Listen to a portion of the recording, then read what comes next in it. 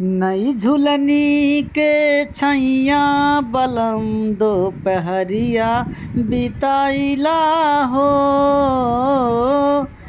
नई झुलनी के छैया बलम दोपहरिया बिताइला हो। आवा बिताइला दोपहरिया बिताइला, आवा बिताइला दोपहरिया बिताइला। यही झुलनी के छैया गोरी हम जिनगिया बिताइले बहो।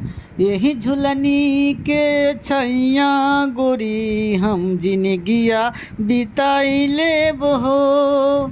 4 महीनवा जाड़ा के दिनवा, जाड़ा के दिनवा हो कांपे बदनवा, कांपे ना कांपे ना देहा बदनवा गोरी तोहके बेनिया डोलाई देब हो।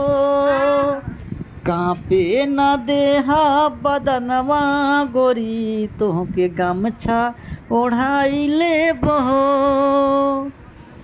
आवा बिताइला दोपहरिया बिताइला।